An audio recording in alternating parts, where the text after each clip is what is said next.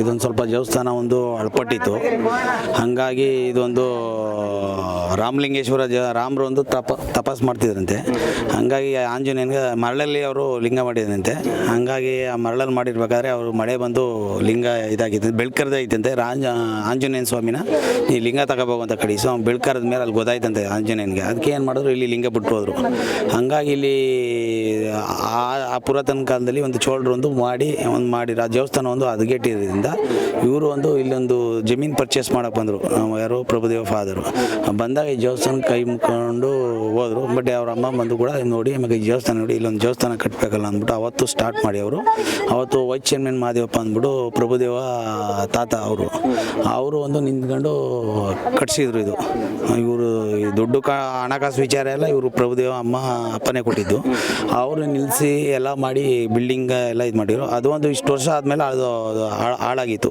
ಹಾಗಾಗಿ ಇವರು ಒಂದು ಇವಾಗ ಏನು ಮಾಡಿದ್ರು, ಇವ್ರು ಬಂದು ನೋಡಿ ಗೋಪುರ ಎಲ್ಲ ಹದಗೆಟ್ಟಿದೆ ಅಂದ್ಬಿಟ್ಟು ಹೊಸದಾಗಿ ಇವರು ಗೋಪುರ ಒಂದು 15-18 ಟೋಟಲಿ ತಾಯಿ ಮತ್ತು ಪ್ರಭುದೇವ ಇವರಿಬ್ಬರು ಸೇರಿಸಿ ಒಂದು 25-30 ಲಕ್ಷ ವೆಚ್ಚದಲ್ಲಿ ಈ ದೇವಸ್ಥಾನ ಕಟ್ಟಿಸಿದ್ದಾರೆ.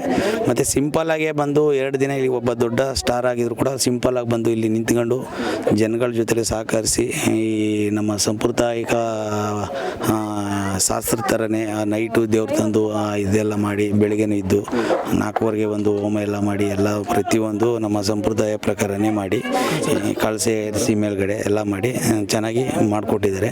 ಮತ್ತು ಬಂದ ಭಕ್ತಾದಿಗಳಿಗೆ ಪ್ರಸಾದ ಹಾಕಿ ಎಷ್ಟಾದರೂ ಪರವಾಗಿಲ್ಲ ಅಂದ್ಬಿಟ್ಟು ಮಾಡಿದ. ಅವರು ಒಂದು 2,000 ಜನವರೆಗೂ ಬಂದಿದ್ದಾರೆ. ಜಾಸ್ತಿ ಪಬ್ಲಿಕ್ ಆಗಿರಲಿಲ್ಲ, ಆದರೂ ಕೂಡ ಹಿಂಗೆ ಬಂದು ಅವರು ಭಕ್ತಾದಿಗಳು ಮಾಡಿದ್ದಾರೆ. ಬಂದವ್ರಿಗೆ ಯಾರಿಗೂ ಹಂಗೆ ಕಳಿಸ್ಬಾರ್ದು ಅಂದ್ಬಿಟ್ಟು ಕೂಡ ಪ್ರಸಾದ ಮಾಡಿ ಇಲ್ಲಿವರೆಗೂ ಈಗ ಟೈಮ್ ಇಷ್ಟೊತ್ತಾಗಿದ್ರು ಕೂಡ ಒಂದು 4 ಗಂಟೆ ಆಗಿದ್ರು ಕೂಡ ಅವರು ಇನ್ನೂ ಬಂದು ಊಟ ಮಾಡ್ತಾ ಇದ್ದಾರೆ.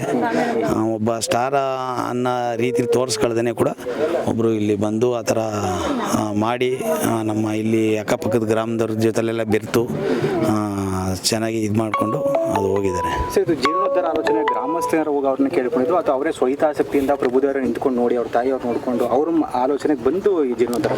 ಇಲ್ಲ, ಅವರ ಇತ್ತೀಚೆಗೆ ಅವ್ರ ಜೊತೆಲಿ ಮಂಜು ಶಿವಕುಮಾರ್ ಅಂದ್ಬಿಟ್ಟು ಅವ್ರ ಜೊತೆಲಿ ಈ ಕಡೆ ಬರ್ತಿದ್ರು. ಈ ಚಿಕ್ಕ ವಯಸ್ಸಲ್ಲಿ ಈ ಕಡೆ ಎಲ್ಲ ಒಂದು ಸ್ವಲ್ಪ ಒಡನಾಟ ಇಟ್ಕೊಂಡಿದ್ರು.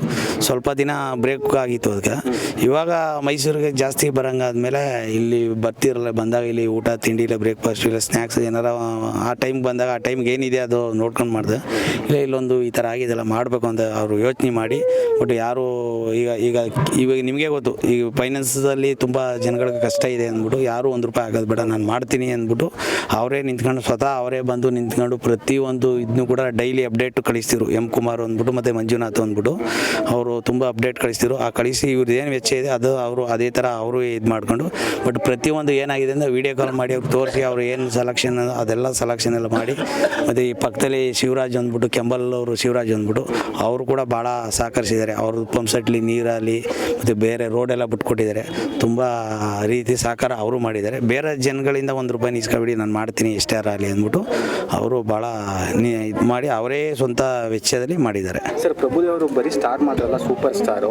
ಅವ್ರ ಜೊತೆ ಒಡನಾಟ, ಗ್ರಾಮಸ್ಥರ ಒಡನಾಟ ಹೇಗಿರುತ್ತೆ ಮತ್ತು ಅವ್ರು ಇಲ್ಲಿಗೆ ಬಂದಾಗ ಗ್ರಾಮಸ್ಥರ ಜೊತೆ ಯಾವ ರೀತಿ ಬೆರೀತಾರೆ?